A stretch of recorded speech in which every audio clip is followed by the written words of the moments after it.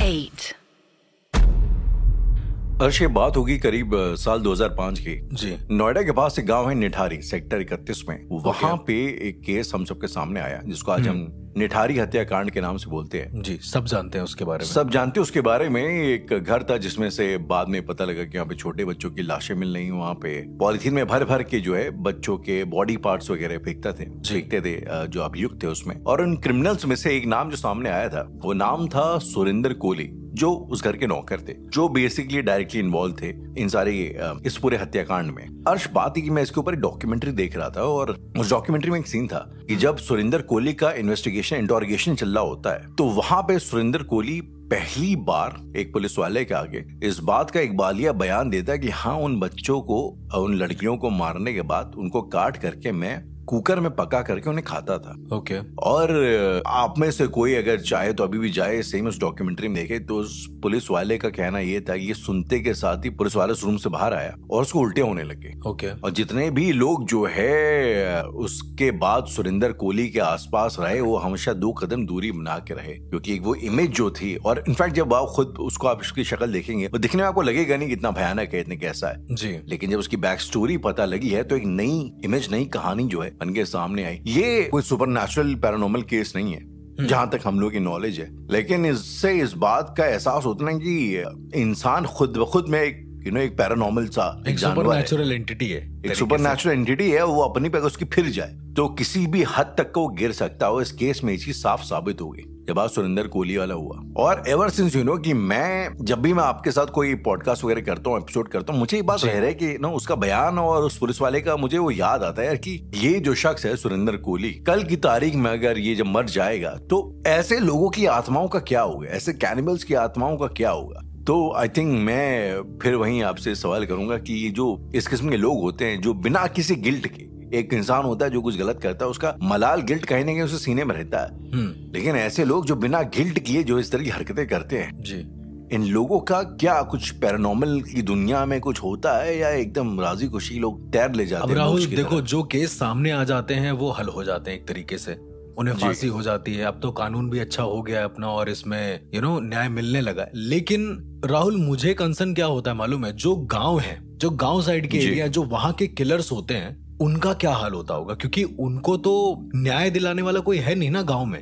हाँ, एग्जैक्टली। और किलर्स तो बेखौफ घूमते हैं वहां पर, वो किसी को भी मार सकते हैं। आई मीन, भारत जैसे देश जहाँ 1-2 लाख लोगों पे मात्र 10 पुलिस वाले हैं, तो ऐसे में आप कितना एक्सपेक्ट कर सकते हैं उन पुलिस वालों से, या कानून से भी वो कितनी मदद कर पाएगा लोगों की? अब जितने सुनने वाले हैं राहुल, उनको मैं यही कहना चाहूंगा कि जो किलर्स हैं उनकी भी आत्माएं लोगों को पजेस करती हैं, ये बहुत खतरनाक बात है। लेकिन क्या होगा राहुल, मैं आपसे ये बात पूछूंगा, क्या होगा अगर जो किलर है जी वो एक साइको किलर भी हो और उसके साथ साथ वो एक तंत्र का बहुत अच्छा ज्ञाता भी हो, बहुत बड़ा साधक भी हो? मुझे लगता है इससे ज्यादा खतरनाक और कोई कॉम्बिनेशन हो नहीं सकता। कुछ नहीं हो सकता। और ऐसे ही मैंने एक गांव में देखा था जहां पर खौफ की लहर दौड़ गई थी बहुत ज्यादा। मुझे लग रहा था कि कोई एंटिटी होगी, मुझे लिटरली लग रहा था कि कोई ऐसी एंटिटी, गण पिशाचनी या फिर कोई ऐसी एंटिटी ब्रह्म राक्षस होगी जिससे लोग डर रहे हैं। जी, लेकिन राहुल ऐसा नहीं था। एक जिंदा इंसान से लोग डरते थे, एक किलर से। ओके, चलिए, डरना लाजमी है। एग्जैक्टली। अब मैं उस किलर की बात बताता हूँ। तो उस किलर की बचपन की तो मुझे नहीं पता कि क्या थी, जितना गांव वालों ने मुझे बताया मैं वो सोर्स से आपको बताता हूँ। ओके। गांव वालों ने बताया जब ये जवान था जी, तो इसने क्या काम करा कि बच्चा खेलने के लिए मांगा होगा अपनी भाभी से, मतलब उसके घर में बच्चा होगा और बोला कि हमें खेलना है ऐसा करके। करीब 20 साल का रहा होगा ये। ओके। उनकी वाइफ ने बच्चे को दिया तो, लेकिन बच्चा जब रोने लगा तो इस इंसान ने क्या काम करा कि इसके पास उस समय ठंड का मौसम चल रहा था जी, तो इसके पास वो आग तापने के लिए वो अंगार रखे हुए थे, तो वो अंगार उठाकर उस बच्चे के मुंह में ऐसे पकड़ के दबा दिए और हटाए नहीं। मतलब ये इस किस्म का साइको इंसान था। बच्चा तो मर गया, लेकिन फिर इसको जेल हो गई। जेल में रहा करीबन ये 8 साल। 8 साल सजा के बाद ये वापस आता है। ओके। और वापस आने के बाद इसकी ये हरकतें फिर से शुरू हो जाती। इसके घर में इसको कोई बोलता है कि जाके ये काम कर दो, तो वो उस काम को नहीं करता है। घर वाले कुछ उसको उल्टा सीधा बोलते हैं। उसी दिन ये क्या काम करता है कि इसके घर में बेसबॉल का एक बैट रखा होता है। बस बेसबॉल होता है या कुछ भी होता है, मुझे लगता था कि कोई बैट है। तो गांव वाले बताते हैं उस बैट से इसने अपने घर वालों को इतना पीटा है कि उसके घर वाले 3 दिन उठे नहीं है। मतलब खून ही खून हो गया है। ऐसा करके। ऐसी क्या मतलब साइकोलॉजिकल हालात थे इस शख्स के जिसके बारे में आप बता रहे अब हैं? गांव का एरिया था राहुल, तो बहुत सारे लोग इस पर एक्शन भी नहीं ले पा रहे थे क्योंकि ये सरपंच के बहुत क्लोज थे इनके घर वाले। तो सरपंच ने ये डिसाइड किया कि भाई इसको गांव से बाहर भेज देंगे। वो गया नहीं, सरपंच को भी उसने धमकाया या कुछ भी किया। फिर वो करीबन 4 या 5 साल के लिए गायब हो गया गांव से, अचानक से, मतलब रैंडमली गायब हो गया। देन वो जब गांव में आता है तो जितने भी गांव वाले होते हैं वो उसकी वेशभूषा देखकर बहुत ज्यादा डर जाते हैं। क्यों?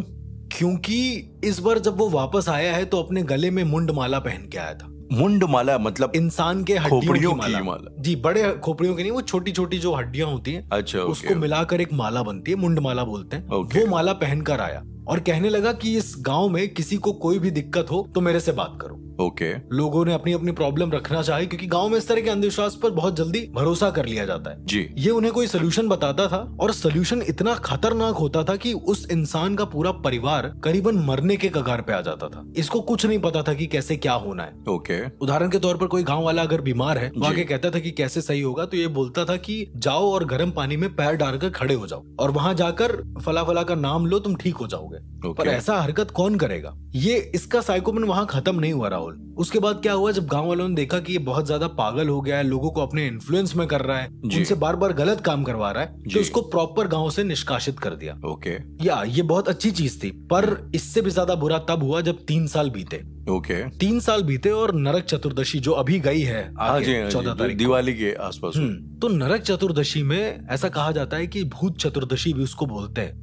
उस दिन कृष्ण जी ने बहुत सारे असुरों का संहार किया था एक मान्यता के अनुसार। जी। तो ऐसा कहा जाता है कि उस दिन भूत धरती पर आते हैं स्वयं। अब नरक चतुर्दशी वाले दिन की बात है, इनके गांव में पूजा होती है एक छोटी सी काली माता की। तो पूजा होने लगी तो उस पूजा में एक बड़ी अजीब चीज हुई राहुल। जितने छोटे बच्चे थे जो उस पूजा में खड़े थे वो सब के सब एक निश्चित समय पर, करीबन 8:30 बज के कुछ समथिंग मिनट की बात होगी, जितने छोटे बच्चे थे उन्होंने जोर जोर से चिल्लाना शुरू कर दिया। ठीक 8:30 बजे? ठीक 8:30 बजे, और करीबन एक नहीं 12-15 बच्चों ने एक साथ। और राहुल विश्वास मानिए, गांव का जो लोग थे जो मुझे बता रहे थे ये सारी बातें, उन्होंने कहा कि बच्चे ने इतना चिल्लाया है कि उसके गले से खून निकलने लगा, मतलब मुंह से खून निकलने लगा। गला इतना फाड़ के चला, वोकल कॉर्ड फट गई पूरी तरीके से। जब उसका मुंह पकड़ने की कोशिश करेगी तो बच्चे ने लोगों का हाथ काट लिया, लेकिन वो चिल्लाना बंद नहीं कर रहे थे बच्चे। और ये करने के बाद करीबन 15 मिनट तक वो नॉन स्टॉप चिल्लाए हैं बच्चे और एक साथ सब बेहोश हो गए। इसके बाद जो हुआ राहुल, वो गांव वाले यकीन भी नहीं कर पा रहे थे। गांव वालों ने जैसे चेक करते ना आंखों को खोलकर कि इंसान सही है या नहीं, जब बच्चों की आंखें खोली हैं तो बच्चों की आंखों की पुतलियां गायब थी। किसी बच्चे के आंख में पुतलियां नहीं थी। थोड़ा सा अजीब था और उनकी आंखें धीरे धीरे नीली पड़ रही थी। एक जानवर होता है राहुल, तो वो जानवर जब काट लेता है तो इंसान की पुतलियां चली जाती हैं, ऐसा मतलब गांव में लोग कहते हैं। मैंने भी वो जानवर कभी देखा नहीं है, टू बी वेरी ऑनेस्ट। जानवर की कोई सांप या एग्जैक्टली कोई कीड़ा होता है या कुछ भी ऐसा होता है, प्रीमेटर होता है। तो अब क्या हुआ राहुल कि जब लोगों ने देखा कि ऐसा कुछ हुआ है तो उन्हें लगा कि शायद किसी जानवर ने काट लिया होगा या फिर कुछ ऐसा कर दिया होगा। तो वो उन्हें वैद्य जी के पास ले गए, सारे के सारे बच्चों को। अच्छा, ये जो सोर्स है राहुल, मैं डिट्टो क्यों बता पा रहा हूँ, क्योंकि जिस इंसान के बच्चे के साथ हुआ था उस इंसान ने मुझे ये बात बताई थी। तो वो इंसान बताता है कि जब वैद्य जी के पास बहुत सारे बच्चों को ले गए, वो 10-12 बच्चों को ले गए, जब उन्होंने जड़ी बूटी लगाई है बच्चों के पैरों में, तो राहुल बच्चे जोर जोर से अंदर से चिल्ला रहे थे, मतलब मुंह बंद था, हल्का हल्का होश में आ रहे थे लेकिन रोने की आवाज आ रही थी उनके। वैद्य जी ने जब नाड़ियां चेक करी तो बच्चे ठीक थे जी। On the very second moment जब बच्चे उठे हैं तो एक साथ झटके से सब एक साथ उठे, 12 के 12 बच्चे। ये उस आदमी ने देखा है हूबहू। उठने के बाद वो सारे के सारे बच्चे कह रहे हैं कि मुझे जिंदा जला दो, मेरी आत्मा तड़प रही है, मुझे जिंदा जला दो। उनके ये शब्द होते हैं और सारे बच्चे एक ही स्वर में बोलते हैं, मुझे जिंदा जला दो, मेरी आत्मा तड़प रही है, मुझे जिंदा जला दो, मेरी आत्मा तड़प रही है। अब वैद्य जी इस बात को समझ नहीं पाते तो गांव के कुछ तांत्रिक और पंडित को बुलाया जाता है जी। कोई कहता है कि इस पर कोई काला जादू है, कोई कहता है, अलग अलग तरीके से सब बताते हैं। इवन जब उनको सही करने वाले होते हैं तो कोई सही कर भी नहीं पाता है। उसके बाद बच्चों को पेरेंट्स जब ले जा रहे थे अपने अपने घर, तो राहुल वहां पर एक कुआं था जो खाली हो गया था, सूखा हो गया था। बच्चों ने न जाने कैसे अपने माँ बाप का हाथ काटा है सभी ने, और जाके सीधा उस कुएं में कूद गए।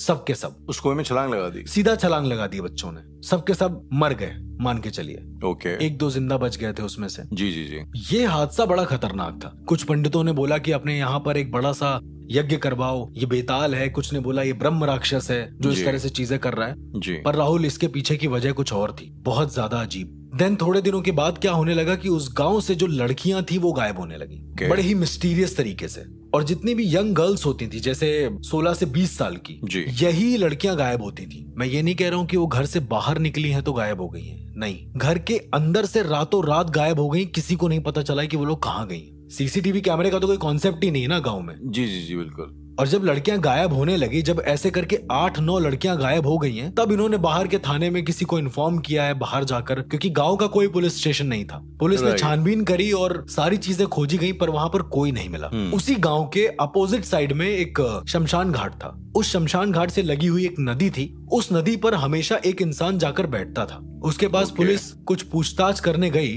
तो उस इंसान ने कहा कि 12 तो खत्म हो गए, क्या चाहते हो ये 8 भी खत्म हो जाए। किस इंसान ने कहा ये इंसान वही इंसान था जो 4 साल के लिए चला गया था, वही किलर था, सीरियल किलर। लेकिन पुलिस नहीं जानती थी इस बारे में, तो पुलिस ने उसको छोड़ दिया पागल समझ के कि ये इतना एक्यूरेट बता रहा, शायद ये गांव के बारे में जानता होगा। देन वापसी होती है इस इंसान की गांव में। देन क्या होता है कि गांव वालों को रात में राहुल अपनी लड़की दिखती है, प्रॉपर सजी हुई, एक माता का भेष जैसे होता है ना। हाँ जी, हाँ जी। कि वो नथनी लगी हुई है, सिंदूर लगा हुआ है, प्रॉपर दुल्हन की तरह। उन्हें जिनके घर वालों की बेटियां गायब थी, उनके घर वालों को अपनी बेटियां सजी हुई दिखती हैं।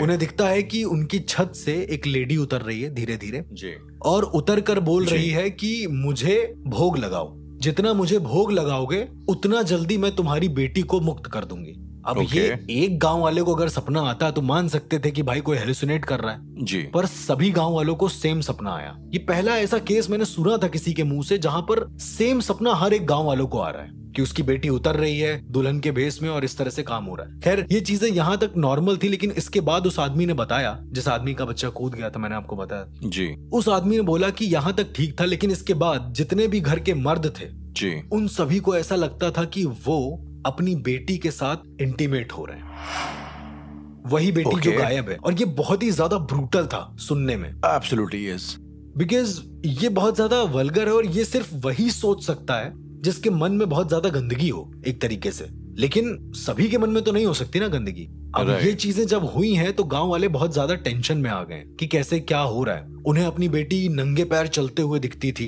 और उन्हें लगता था कि मतलब कोई ऐसी चीज चल रही है जिसके पैर गल चुके हैं, बड़ी कोई नमी सी चीज जैसे चलती है जमीन पर, उस तरह से आवाजें आने लगी अलग अलग। थोड़े दिनों में गांव वालों को ये लगने लगा कि वो अपनी ही बेटी का अंतिम संस्कार कर रहे हैं। ऐसा उन्हें सपना आने लगा, सपना होता था और उन्हें खुद भी नहीं पता था कि वो लोग क्या बोल रहे हैं, क्या कर रहे हैं। मतलब पूरा गांव एक तरीके से इस तरह से बस में आ गया। लेकिन इन सब चीजों का खुलासा तब हुआ, इन सब चीजों के बारे में पता तब चला जब गांव का जो सरपंच था राहुल, वो उसका जो पोता था वो रो रहा था एक बार।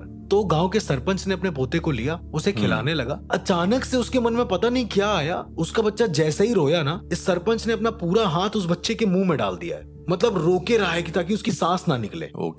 और इतना होने के बाद अगेन ये वही सिनेरियो हो गया था जो उस दिन से करीब कई साल पहले हुआ था। उस सरपंच ने अंगारों को अपने पोते के मुंह में डालना चाहा था। Oh my God. और ये सारी चीजें एक इंसान नोटिस कर रहा था क्योंकि वो बहुत ज्यादा बिलीवर था एक तरीके से। उसने जब देखा कि ये तो वही सेम पैटर्न है जो वो सीरियल किलर करता था, जो वो बंदा था साइको वो करता था। जब उसे पूरा पैटर्न समझ में आया तब उसे समझ में आया कि हो ना हो ये सारी चीजें उसी से जुड़ी हुई हैं कहीं ना कहीं। फिर इस बंदे ने बहुत ज्यादा तलाश करा, तब उसको पता चला कि एक कोठी है शमशान के पास ही। वहां पर एक बूढ़ा आदमी रहता है, मतलब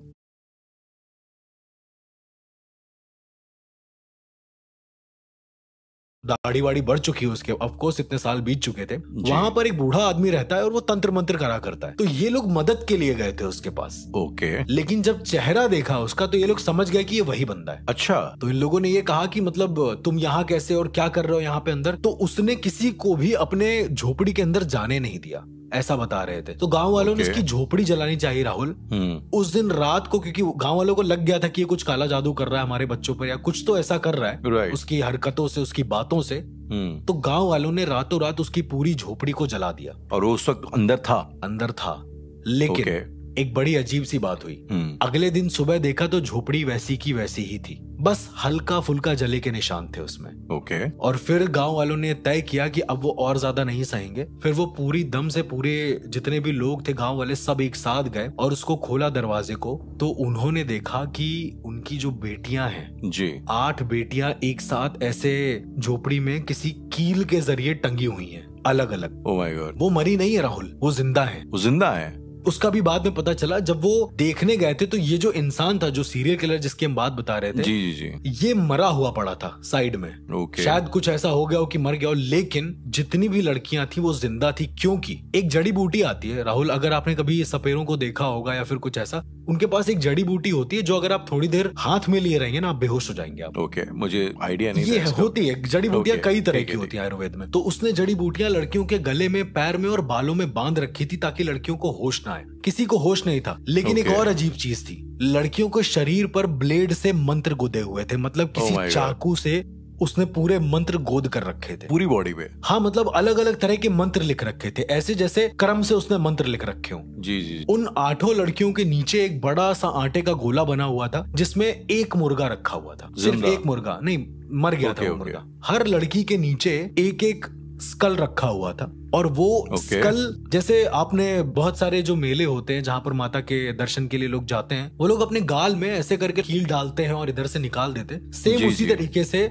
उस स्कल में भी एक लंबी सी डंडी गड़ी हुई थी और उसी डंडी से सारे स्कल एक साथ कनेक्टेड थे।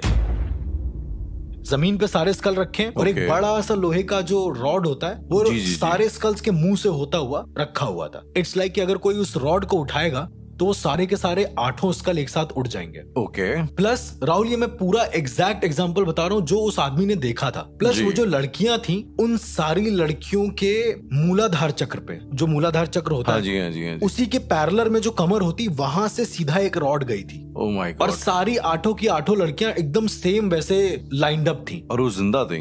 अब वहां पे डालने से कोई मरेगा नहीं, हार्ट में तो डाला नहीं उसने, समाओ उसने जिंदा रखा था। प्लस ये जो 2 रॉड थी, एक नीचे और एक ऊपर, ऊपर वाली रॉड पर कलावा बंधा हुआ था और वो ऊपर वाला कलावा नीचे स्कल से जुड़ा हुआ था, स्कल वाले रॉड से जुड़ा हुआ था। जी जी जी। और हर एक स्कल में एक एक धागा बंधा हुआ था जो सीधा उस मुर्गे पर आकर रखा हुआ था। तो ये पूरा का पूरा जो प्रोसीजर था उस आदमी ने जो मुझे बताया, ये मैंने अपनी जिंदगी में कभी नहीं सुना। उसके बाद से इस आदमी की लाश को गंगा में बहा दिया इन लोगों ने। ये गलती करी, इनफैक्ट इनको बहाना नहीं चाहिए था। वो मरा हुआ था वहाँ पे? मर गया था, पता नहीं कैसे मर गया। ओके। उस पूरी रात में कुछ भी हुआ उसके साथ या कैसे भी हुआ, उस आदमी की लाश को बहा दिया। फिर वहां पर एक बहुत बड़ा सा हवन हुआ, बहुत बड़ी सी पूजा हुई। जो लड़कियां थी जिंदा, उसमें से सिर्फ 2 लड़कियां जिंदा बची, बाकी सबने अपने प्राण त्याग दिए। ओके। अब उन लड़कियों से जब पूछा गया, प्रॉपर उनको ट्रीटमेंट मिला, आयुर्वेदिक ट्रीटमेंट मिला, और उसके बाद फिर उनसे पूछा गया कि क्या हुआ था जी, तो लड़कियों ने बोला कि मुझे लगा कि मेरी उम्र बड़ी हो गई है। मतलब जो 16 साल की लड़की थी, उसे लगा कि वो 34 साल की है। ओके। और उसका कोई पति है जो उसको बुला रहा है एक घर के अंदर। जी जी जी। तो ये जाती थी सीधा उस झोपड़ी में और खुद ही के पेट में ऐसे करके खड़ी हो जाती थी, वो रॉड मारकर। इतना तक याद रहता था उन लड़कियों को। ओके। और इसके बाद क्या होता था क्या नहीं होता था, ये उनमें से किसी को भी नहीं याद था। वो लाश बहा के उन्होंने पता नहीं कहाँ फेंक दी, किसी को नहीं पता चला। और जो जगह थी जहां पर वो सीरियल किलर जो तांत्रिक बन चुका था एक तरीके से, वो रह रहा था, उस झोपड़ी पर अब भगवान का एक मंदिर बना दिया गया है। अब वहां पर शिव जी का एक मंदिर है समाधि रूप में। ऐसा कहा जाता है राहुल कि अगर कोई बहुत बड़ी ताकत है जो आपको बार बार परेशान कर रही है और वहां पर अगर आपने शिव जी का समाधि रूप रख दिया, समाधि मतलब अपने दोनों हाथ को ऐसे करके जो बैठे होते हैं, तो ऐसा कहा जाता है कि वहां की एनर्जी सारी न्यूट्रल हो जाती है शिव जी की वो ज्योमेट्री से। मतलब अगर आप साइंटिफिकली देखो तो उनकी ज्योमेट्री ऐसी होती है जिससे एनर्जीज न्यूट्रल हो जाती हैं, वो फैल नहीं पाती, विस्तृत नहीं हो पाती हैं। ओके। तो इस तरह से वहां पे शिव जी का वो मंदिर बना दिया गया। लेकिन राहुल, आज भी उस मंदिर में रात में कोई नहीं जाता है। ऐसा कहते हैं कि उस मंदिर से रात को अभी भी उस सीरियल किलर के चिल्लाने की आवाज आती है कि मुझे मुक्त कर दो, मैं तड़प रहा हूं, मुझे मुक्त कर दो, मैंने गलत किया। और एक नहीं, करीबन सारे गांव वालों ने ये आवाजें सुनी है। इवन शायद अगले महीने मैं भी वहां जाने वाला हूँ, मैं भी ये सुनने वाला हूँ। क्या ऐसा होता है? ये आवाजें अभी भी आती हैं? अभी भी आती हैं। हर पूर्णमासी और हर एकादशी को वहां पे ऐसा होता है बार बार उसको ऐसा लगता है कि कोड़े पड़ रहे हैं और वो जोर जोर से चिल्ला के कहता है कि मुझे मुक्त कर दो, मैंने गलत कर दिया, मुझे मुक्त कर दो, मैंने गलत कर दिया। ओके। तो शायद भगवान ने एक अपना तरीका चुन लिया है उस इंसान को दंड देने का, उस सीरियल किलर, उस साइको सीरियल किलर को दंड देने का, जो कि आई गेस मेरे हिसाब से परफेक्ट है।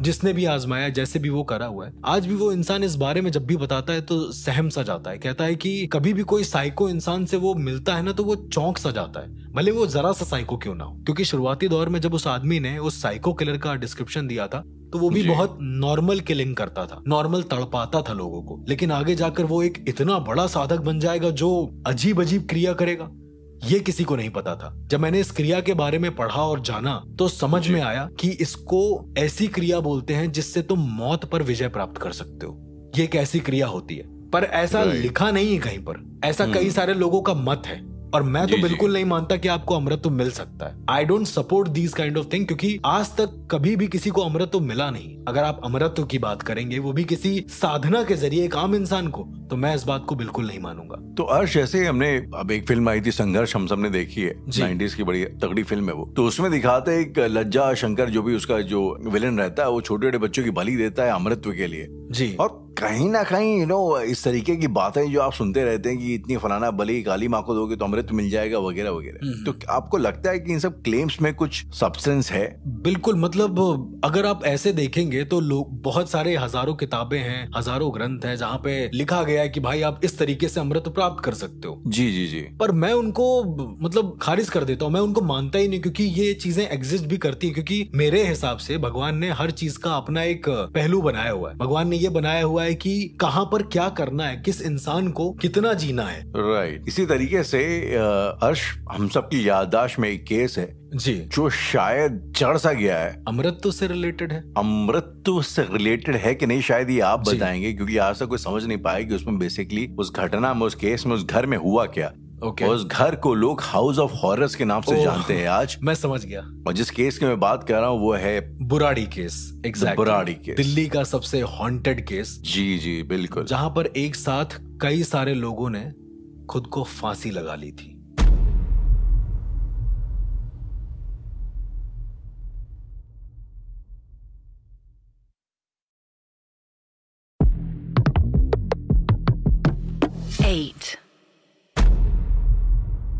अर्श, ये तारीख थी 1 जुलाई 2018 जी।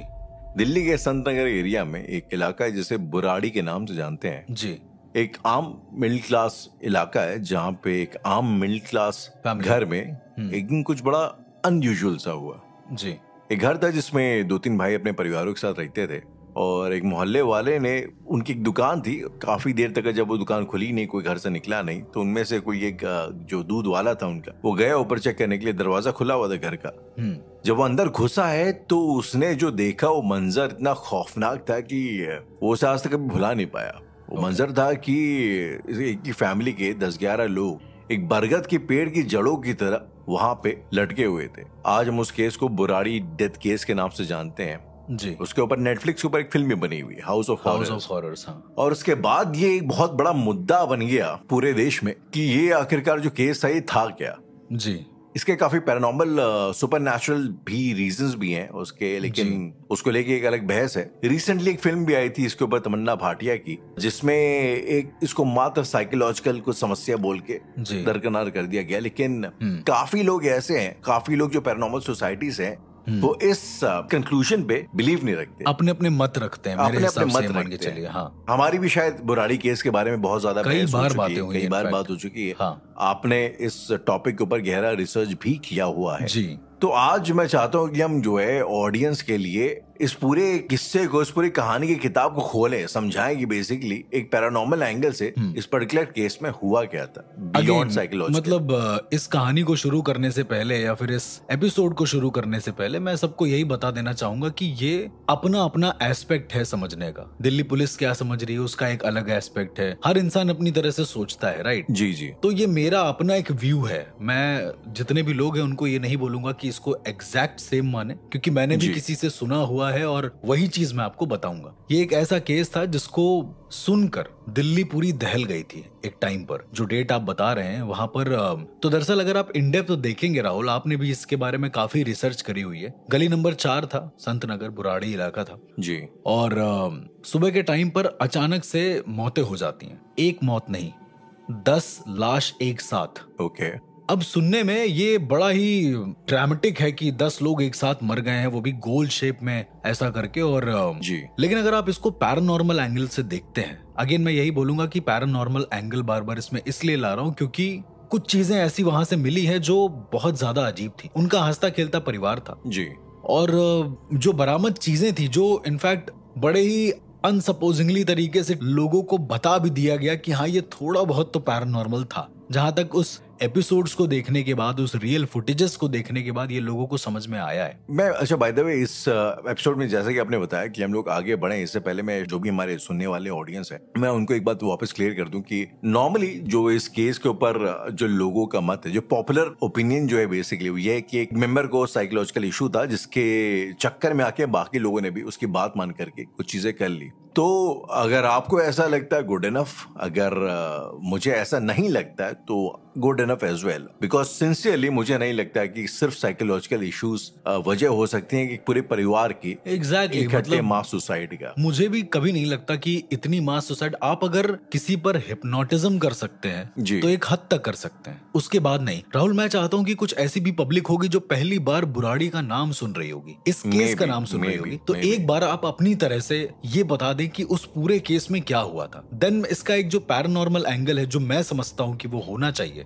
वो मैं आपको बताऊंगा। राइट। तो जो बेसिकली जो पॉपुलर थ्योरी है, पॉपुलर थ्योरी ये है कि एक परिवार था, उसमें 3 भाई रहते थे, उनका परिवार थे, सबके अपने अपने फैमिली थी। और जो बीच वाला भाई था, इनके एक फादर थे और फादर साहब की डेथ हो गई थी जी। और फादर साहब ने जो है मतलब वो बड़े ही एक स्ट्रॉन्ग फिगर थे इनकी पूरी फैमिली के लिए, तो सारी पूरी फैमिली जो है ना फॉलो करती थी। अब होता क्या है कि उनमें से जो बीच वाला भाई था ललित, जिसका नाम था, ललित को बेसिकली ऐसा लगने लग जाता है, तथा कथित तौर पे उसे ऐसा लगने लग जाता है कि उसको जो है उसके ऊपर उसके पिताजी की आत्मा आती है या उसके सपनों में पिताजी आते हैं, उसे गाइड करते हैं और वो वहां से डायरेक्शंस देते हैं कि फैमिली को क्या करना है क्या नहीं करना है। ओके। और उसके बाद फैमिली इवेंचुअली उसकी बातों को मानने लग जाती है और उनके कहे अनुसार चलती है, और उसके कहे अनुसार चलने से इनिशियली उन्हें फायदा भी बहुत होता है।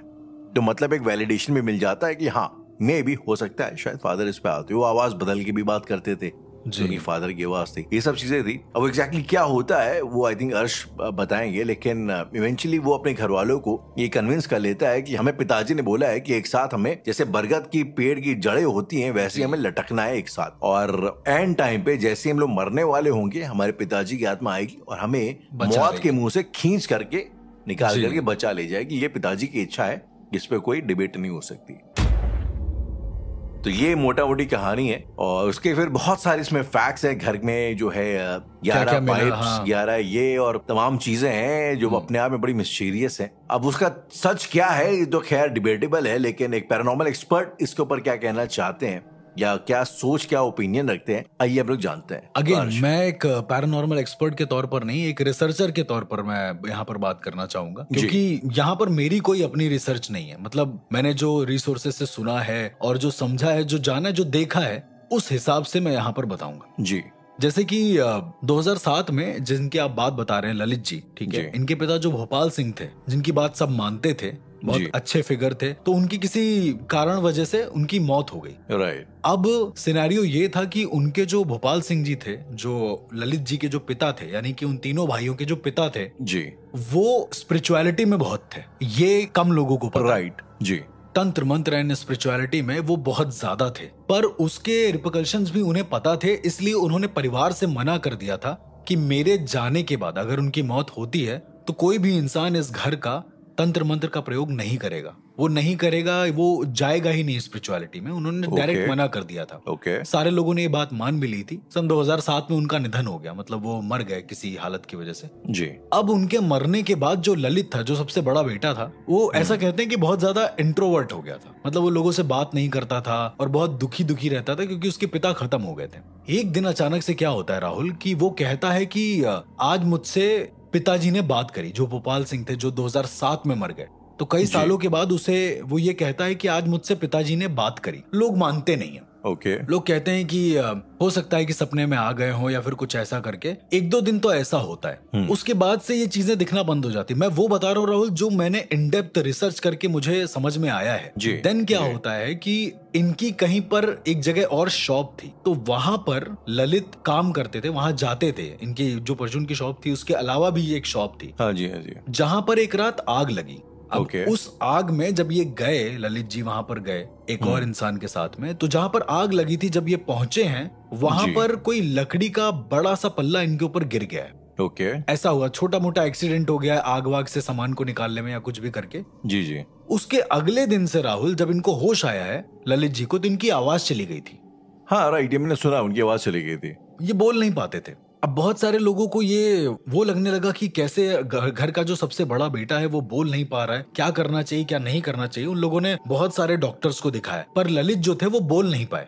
कुछ बातें वो लिख के बता देते थे ऐसा करके, पर कोई असर नहीं हुआ। देन राहुल तांत्रिक को बुलाया गया, जो उनके घर में करने को मना था उसी चीज को बुला लिया गया। तांत्रिक आता है, 1-2 तांत्रिक आते हैं, जब वो नहीं सही कर पाते तो किसी बड़े तांत्रिक को बुलाया जाता है। अब वो तांत्रिक आता है, अगेन ये जो मैं बताने वाला हूँ ये शायद सुनने में फिक्शन लगे बट मेक सेंस जरूर करेगा, दैट ऑल आई नो। तो वो जो तांत्रिक आता है वो इसकी आवाज वापस लाने के लिए एक पूजा करता है। उससे पहले अर्श, आई थिंक ये जो ललित थे इनके ऊपर शायद एक जानलेवा अटैक भी हुआ था। जी, मैं इसी अटैक की बात कर रहा हूँ। ये जो आग वाला जो अटैक हुआ था, ये वही अटैक था।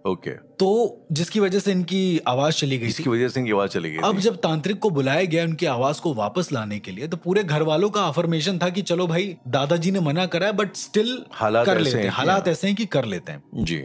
उसके बाद उस तांत्रिक ने कई सारे अलग अलग प्रोसीजर करे, जिससे बीच बीच में वो बोलने लगता था, जो ललित होता था। देन पूजा के 2 दिन के बाद ललित की आवाज वापस आती है, ठीक है। और ये होने के बाद वो जो तांत्रिक होता है वो चला जाता है। राइट। अब आप समझिएगा, मैं जो बता रहा हूँ भले आप इसको फिक्शन समझ ले जितने भी लिसनर हैं, लेकिन ये स्टोरी से जरूर मेल खाएगा। दैट्स ऑल आई प्रॉमिस, जहां तक मुझे पता है, जहां तक मेरा अपना एक्सपीरियंस है।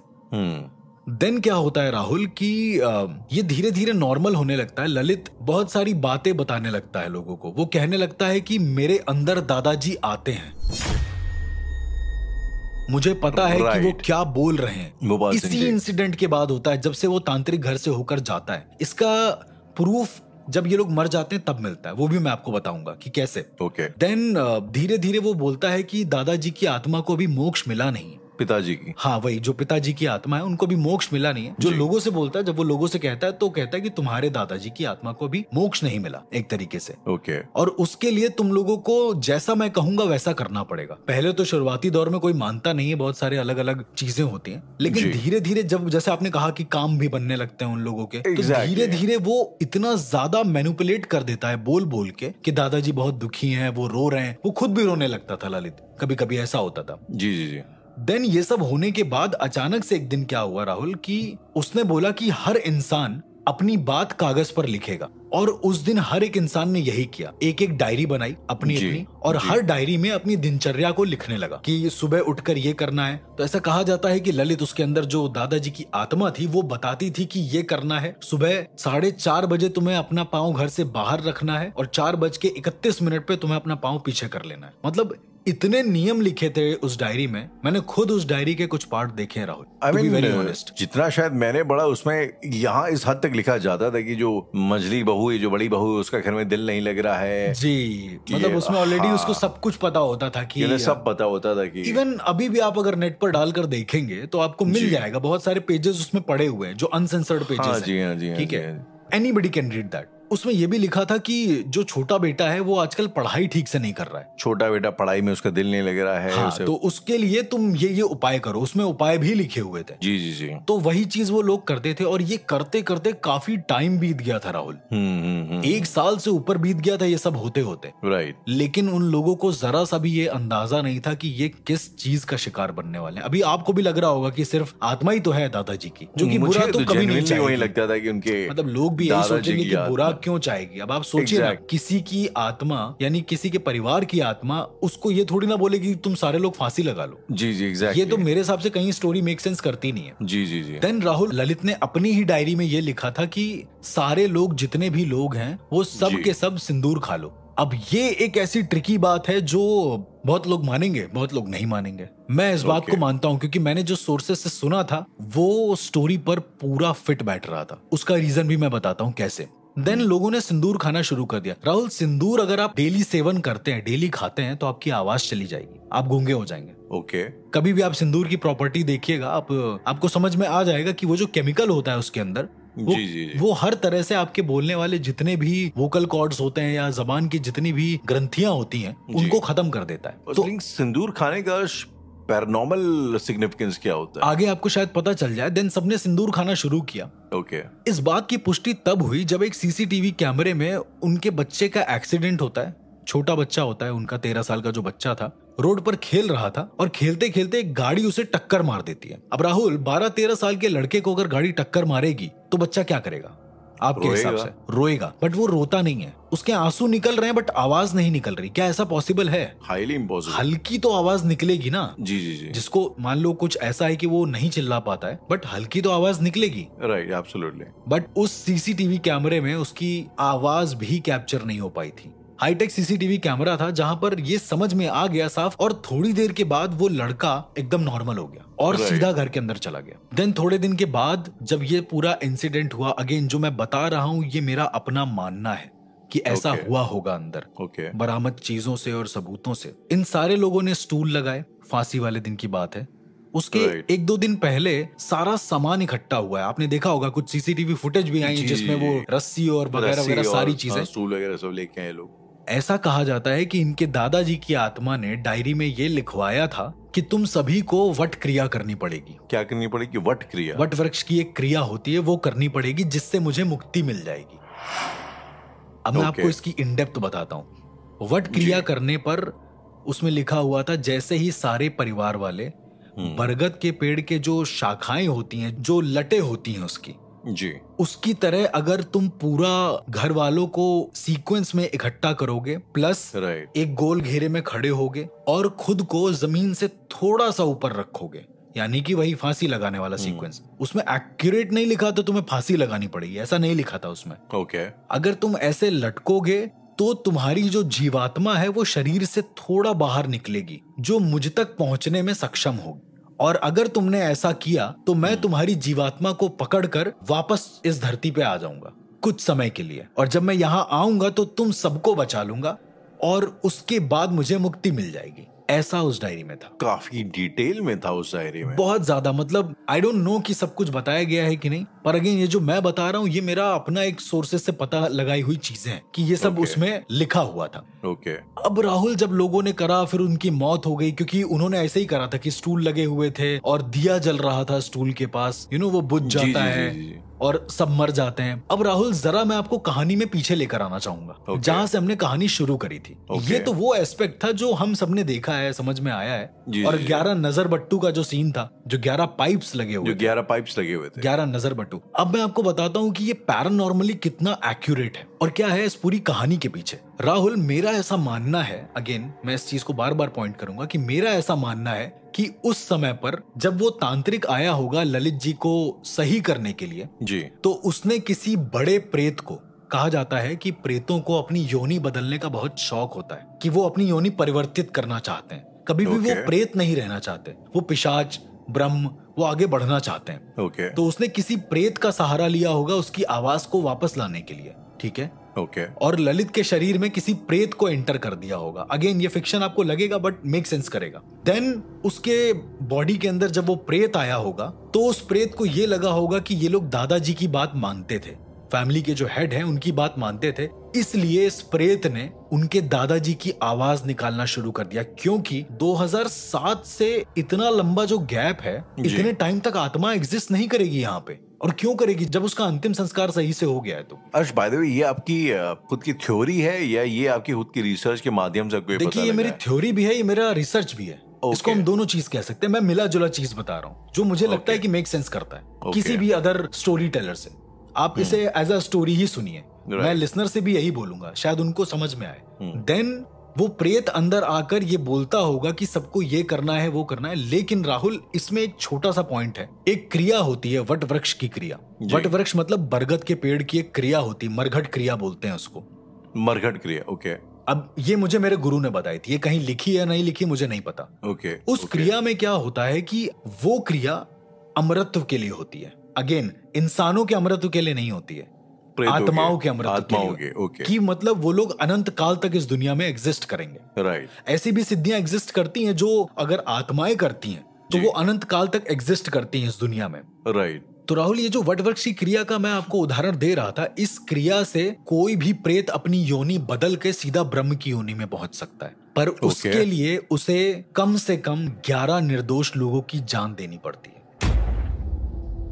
ऐसा कहीं पे लिखित है? ऐसा मेरे गुरु ने बताया। ओके। ऐसा लिखित तो नहीं है, बट ऐसा मेक सेंस करता है। इवन ऐसे कुछ प्राचीन ग्रंथ भी है राहुल, जो अगर आप पढ़ने जाएंगे तो वहां पर वटवृक्ष की प्रॉपर क्रिया का वर्णन है, जहां पर एक डायन क्रिया करती थी, लोगों को लटका देती थी फांसी पे। जी। ये प्रॉपर, अगर आप नीलावंती ग्रंथ के बारे में जानते हो, जिसे आज तक कोई नहीं पढ़ा है, कुछ पन्ने अवेलेबल हैं, उनके जो पन्ने अवेलेबल हैं आप उसमें देखेंगे तो वटवृक्ष की क्रिया साफ दिखेगी।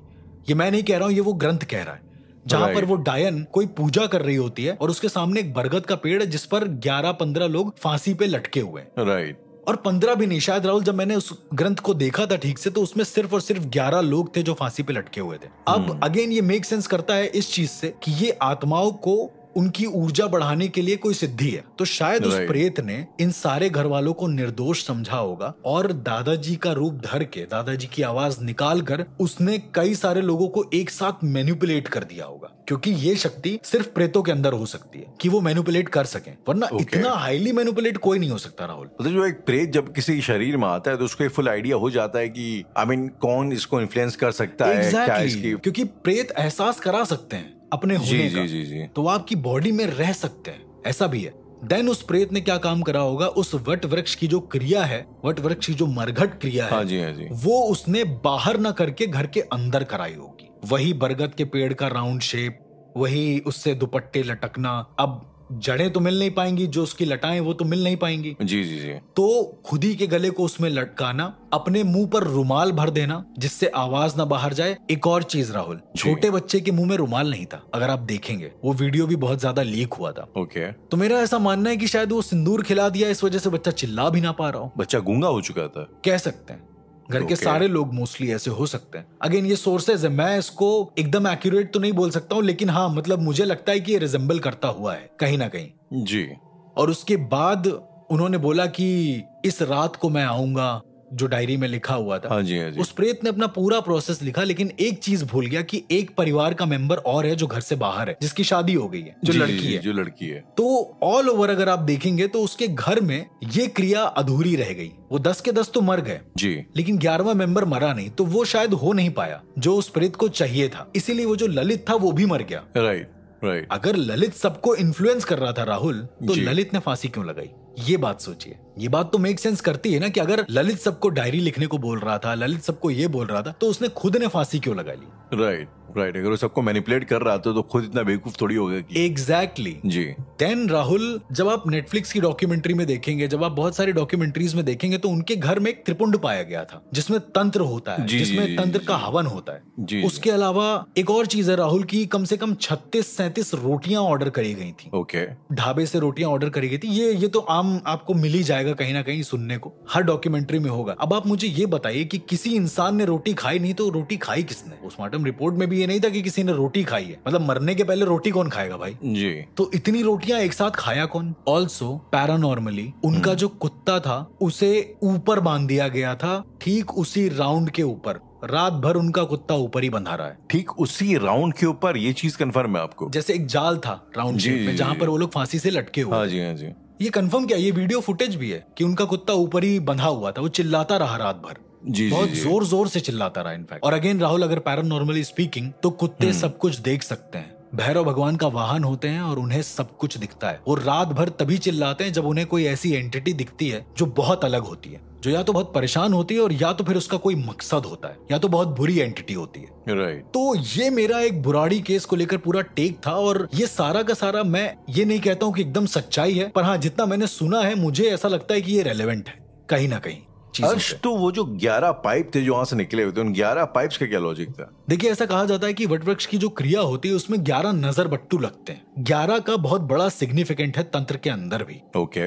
अब वो क्या है वो मैं एग्जैक्ट आपको नहीं बता सकता, शायद वो बताना अलाउड भी नहीं है मेरे लिए। राहुल, हम लोग अपने घर के बाहर नजर बट्टू क्यों लगाते हैं? बुरी नजर से किसी की बचाने बुरी के नजर लिए। घर पे ना पड़े। जी। तो शायद वो 11 नजर बट्टू इसलिए लगे थे कि किसी भी इंसान की नजर इस घर पे जाए ही ना जब कोई मर रहा हो, paranormal Right. Speaking again. Right. देखिए, सबका अपना अपना टेक हो सकता है, पर ये जितनी भी चीजें थी ये पूरी की पूरी वटवृक्ष मरघट क्रिया से रिलेटेड थी। दैट्स ऑल आई नो, और वही चीज मुझे स्टोरी से प्रॉपर मेक सेंस करती है। तो ये जो केस था दिल्ली का बुराड़ी वाला, ये मुझे ये यकीन दिलाता है कि दुनिया में न जाने अभी भी कितनी ऐसी गुप्त क्रियाएं हैं जी, जिनके जरिए चीजें हो जाती हैं, जिनके जरिए इंसान मर रहे हैं। और शायद हमें इन सब चीजों से अवेयर होकर खुद पर ज्यादा वर्क करना चाहिए, खुद की विल पावर को मजबूत करना चाहिए, ताकि हमारे शरीर में किसी भी बुरी एंटिटी का आगमन हो ही ना सके। अर्श, तो इसमें आपने बताया कि जो प्रेत था बेसिकली वो अपनी योनि चेंज करके जी, ब्रह्म बनना चाहता था। हाँ, मतलब अभी भी बहुत सारे ऐसी आत्माएं हैं जिनकी इच्छाएं हैं अनंत। लोग कहते जी। हैं कि मरने के बाद इच्छाएं खत्म हो जाती हैं, पर ऐसा नहीं है राहुल। राइट। आई मीन अर्श, कभी कभी मुझे लगता है अर्श की ये जो इतनी सारी एंटिटीज की हम लोग बात करते हैं कि ये प्रेत, मुंजा, ब्रह्म राक्षस, डाकनी, हाँ। हाकनी, पिशाचनी जो भी है, क्या ये जो पूरा पैंथियन है जी। इतने सारे एंटिटीज का, क्रिएचर्स हाँ। का, क्या हमारा कल्चर इकलौता ऐसा कल्चर है जिसमें ये इतनी सारी इतनी डेप्थ में बात हुई है? और वेस्टर्न जो Mythologies माइथोलॉजी जो है वेस्ट हाँ। की, उसमें इस किस्म की कोई एंटिटीज के बारे में कुछ बात नहीं होती? इज इट लाइक सो, या शायद मेरी सोच गलत है? शायद आपकी सोच गलत है, क्योंकि राहुल, एक तरफ जहां आप बात करते हैं पिक्चर्स जैसे 1920 या फिर राज, इस तरह की हॉरर फिल्मों की, जी, वहीं पर कुछ ऐसी फिल्में भी हैं जैसे डबे, उसके पार्ट्स, एजरा, उसके पार्ट्स, राइट, जहां पर ज्यूइश माइथोलॉजी को दिखाया गया है। और ये माइथोलॉजी दुनिया की सबसे गोर माइथोलॉजीज में से एक है। और इस माइथोलॉजी में जो डीमंस एग्जिस्ट करते हैं राहुल, ट्रस्ट मी, इससे गोर एक्सपीरियंस कभी भी किसी को नहीं हुए होंगे।